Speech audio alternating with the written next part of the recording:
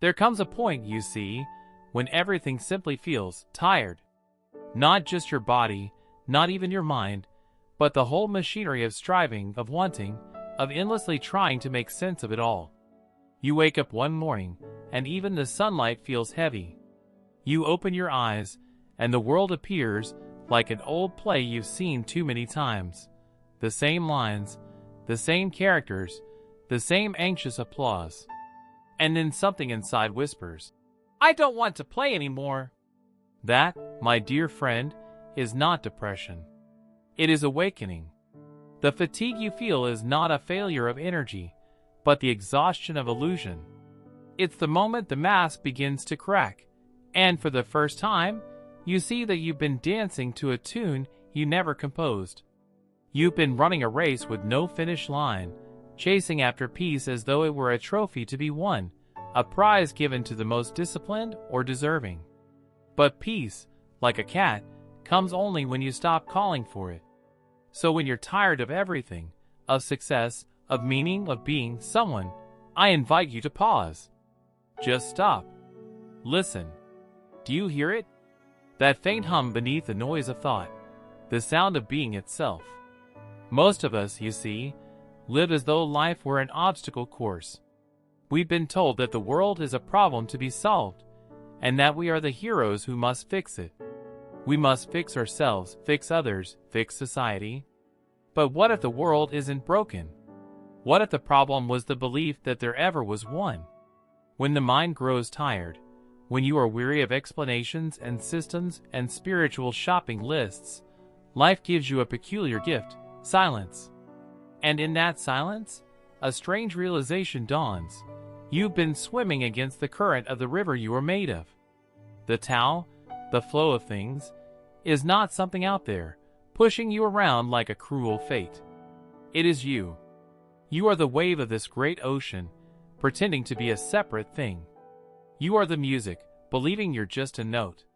So when you're tired, utterly tired of everything, the wisest thing you can do is not to fight it. Do not resist your weariness. Do not analyze it. Fall into it. Let it cradle you like a great soft ocean that says, "Rest now, my child. You were never meant to carry all of this." Because the truth is, you were never doing life. Life was doing you. You have never breathed a single breath. It has been breathed through you. You have never made your heart beat. It has been beating since before you were born, without your permission. So why insist on controlling everything else? You see, fatigue often comes when the ego, that tiny self-image we hold, tries to manage what only the universe can manage. It's like a wave trying to control the sea. No wonder it's exhausted. The ego says, "I must be good, I must be wise, I must be spiritual, I must be in control." And in this endless must, it forgets that it is merely a cloud passing in the sky of consciousness.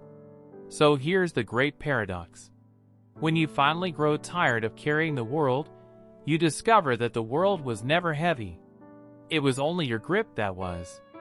Let's look at it differently.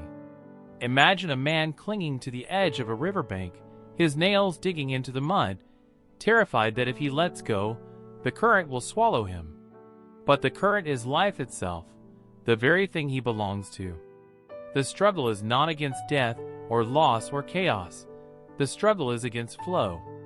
Let go and you float. Hold on and you drown. And so this tiredness you feel, this sacred fatigue, is not something to be cured. It is an invitation. Life is saying to you, "Let me carry you again." When you were a child, you didn't worry about the meaning of play.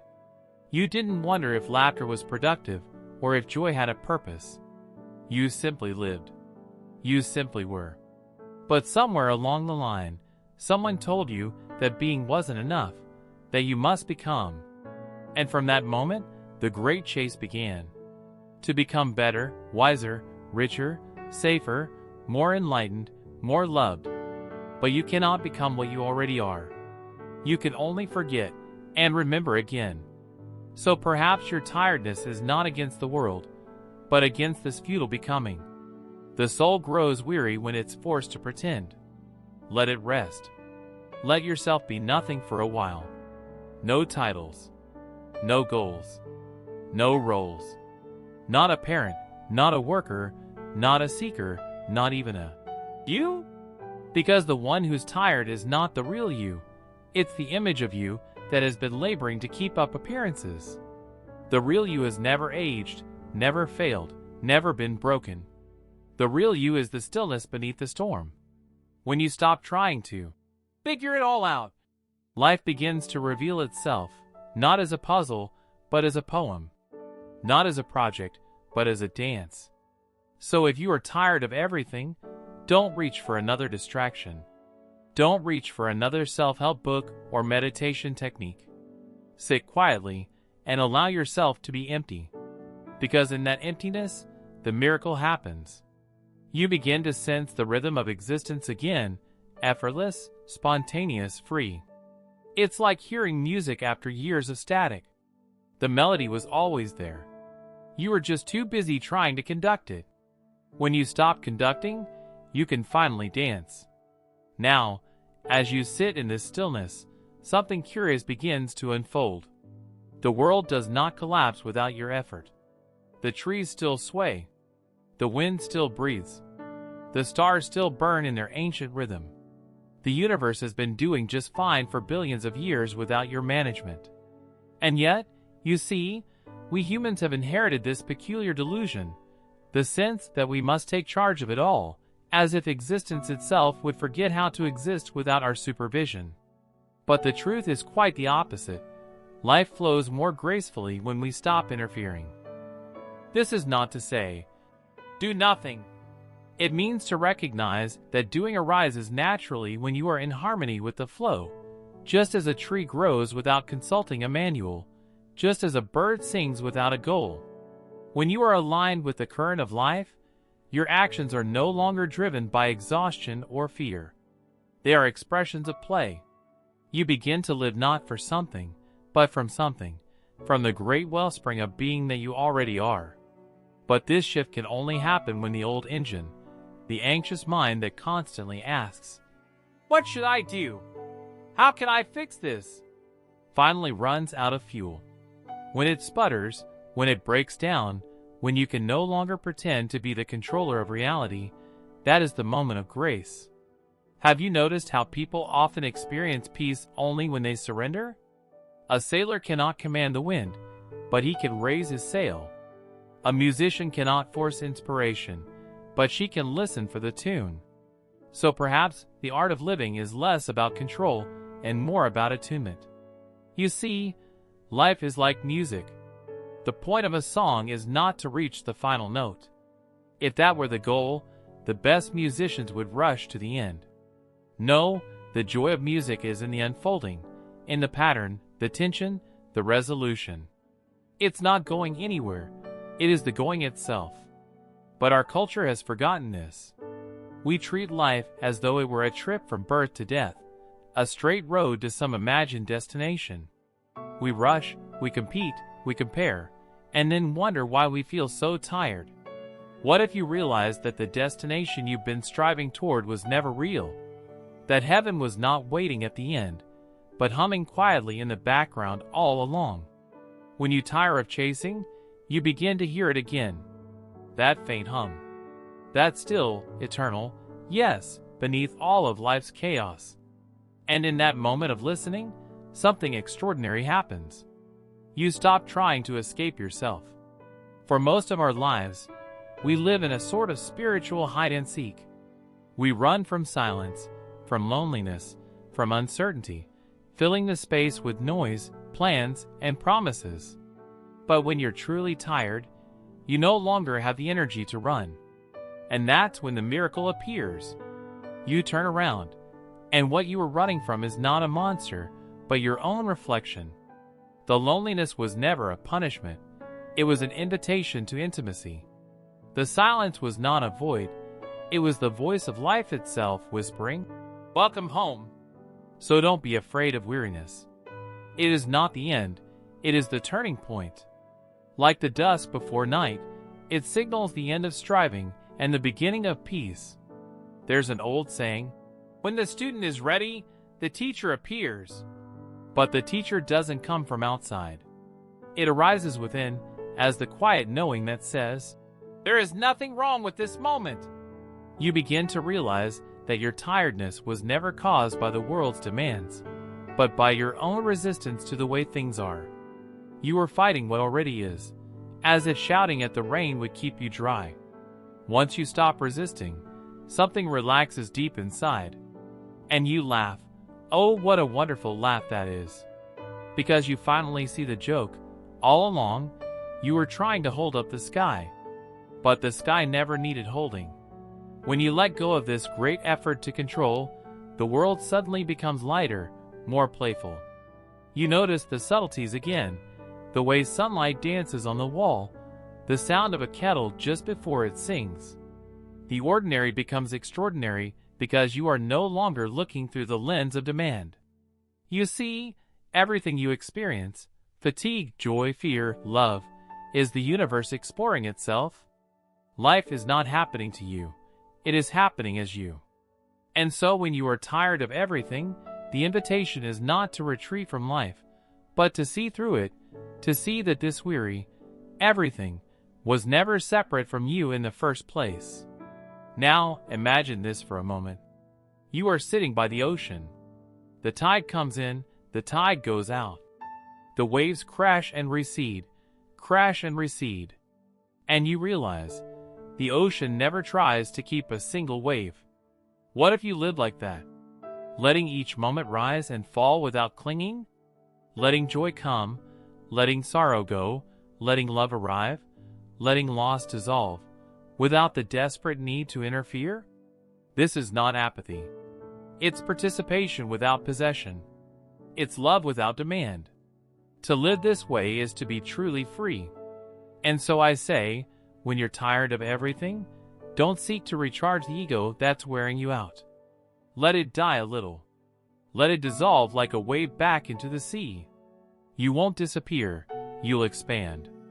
You'll discover that what you truly are cannot be exhausted, for it was never born and can never die.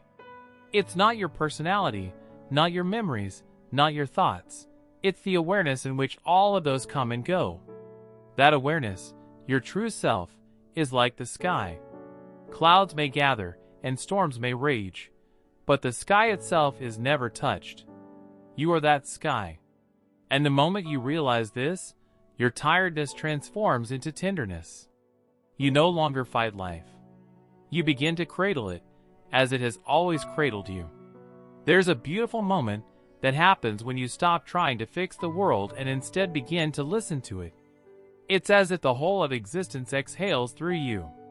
You feel the pulse of things, the same rhythm that turns seasons, that carries rivers, that lifts the chest of every sleeping creature. That rhythm is not foreign to you. It is you. You have never been separate from it, though the mind keeps insisting, "I am here, and the world is out there." That illusion of separateness is what makes you tired. It's like a child pretending to be lost when all along they're sitting in their own backyard. The exhaustion of life, you see, is the fatigue of pretending to be who you are not. You were never meant to be a solid, unchanging self. You were meant to be a process, a dance, a flowing pattern, a flame that flickers and reshapes with each breath. But we insist on freezing this movement. We say, "This is me. This is what I like. This is what I fear. This is what I must protect." And so we build walls around something that was meant to move. No wonder you feel confined. No wonder you're tired. You've taken the infinite and tried to pack it into a name, a resume, a story. And that story becomes a cage, decorated perhaps, impressive perhaps, but still a cage. Yet the moment you see the bars, you're already free. Because what you are is not the story, but the seeing of it. There is a quiet delight in realizing this. You may even feel a soft laughter bubbling up, a kind of divine amusement. Because all those years of striving, of self-improvement, of trying to be good enough, were like waves trying to improve their waveness. How can you perfect what is already the very expression of perfection? The ocean doesn't compare its waves. each crest and crash is complete.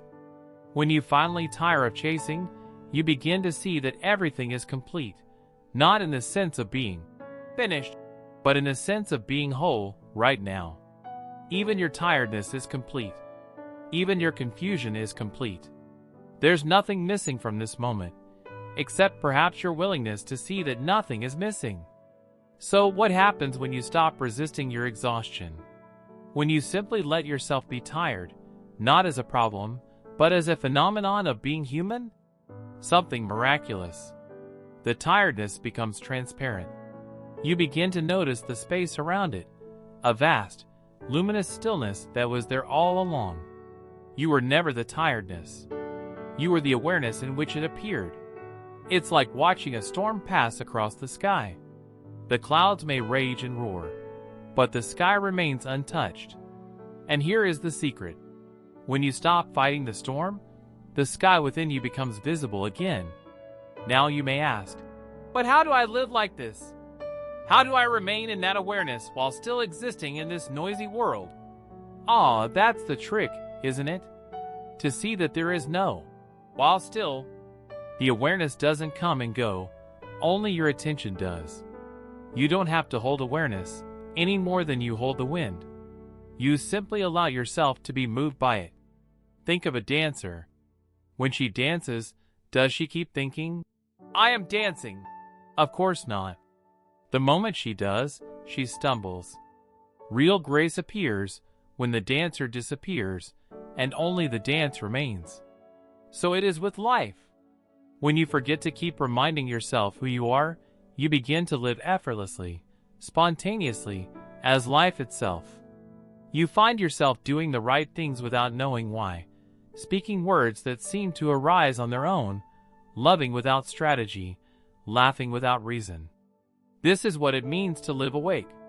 And you can only awaken when you've grown tired enough of pretending to sleep. You see, fatigue has a purpose. It burns away the unnecessary.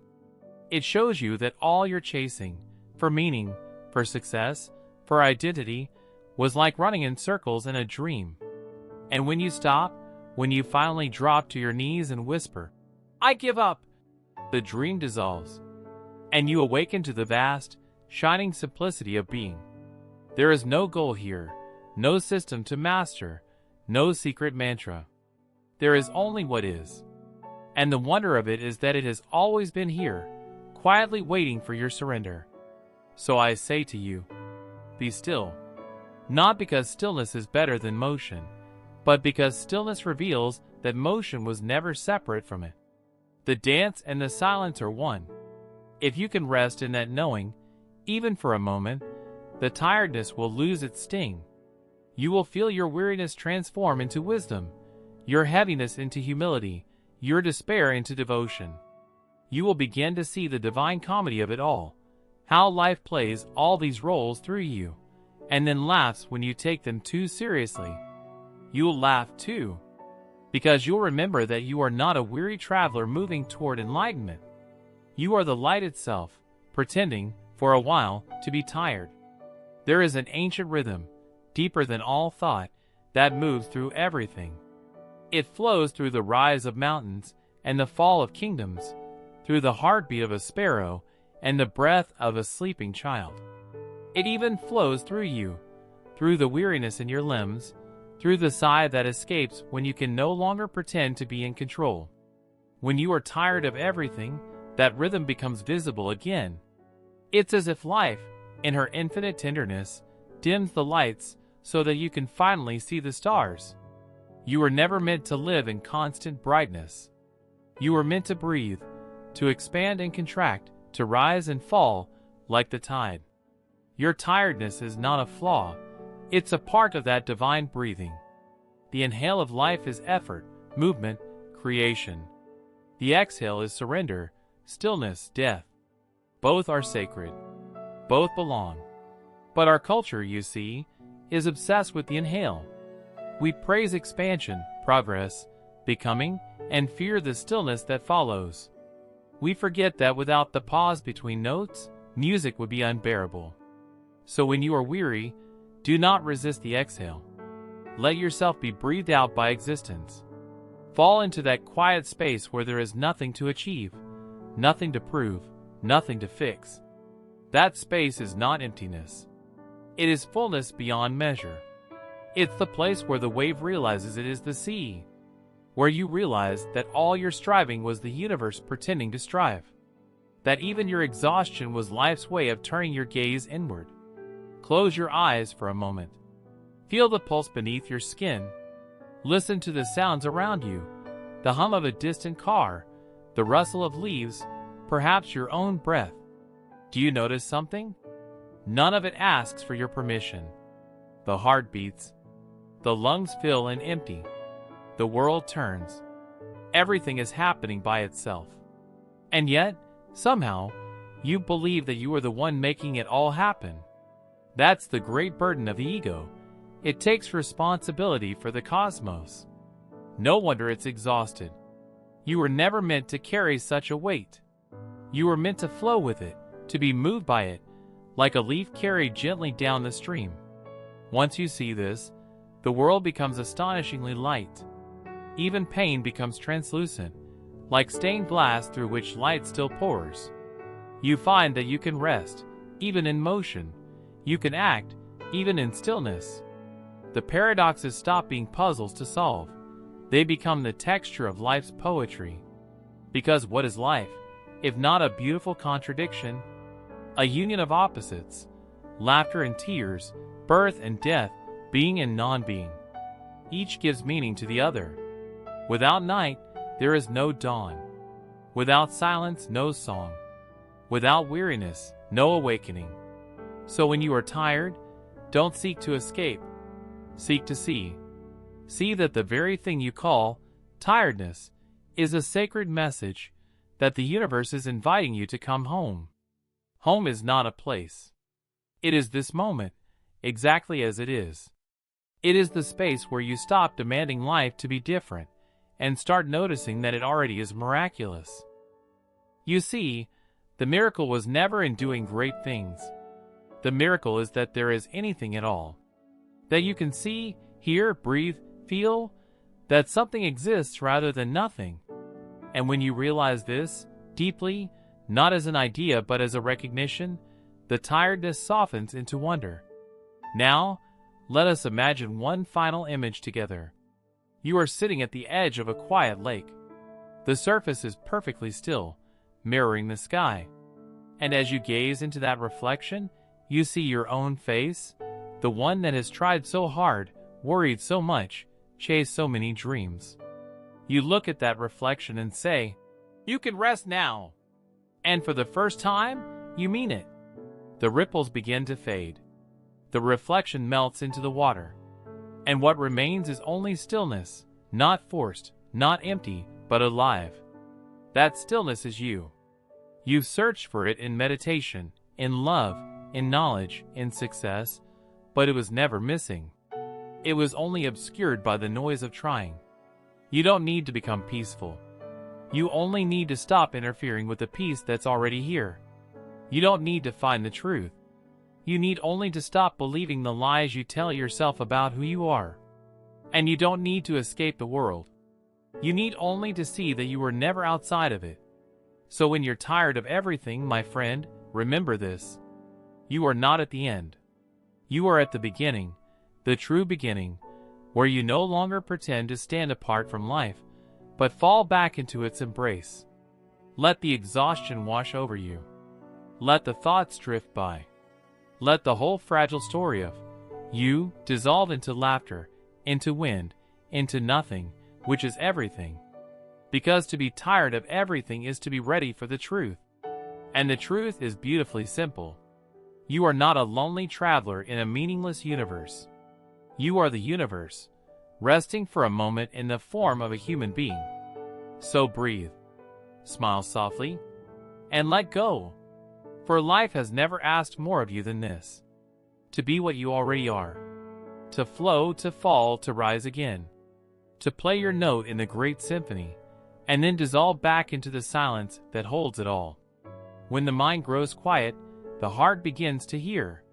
When the heart grows quiet, the whole universe whispers. Welcome back. And in that whisper, everything tired, everything restless, everything broken, finally comes home.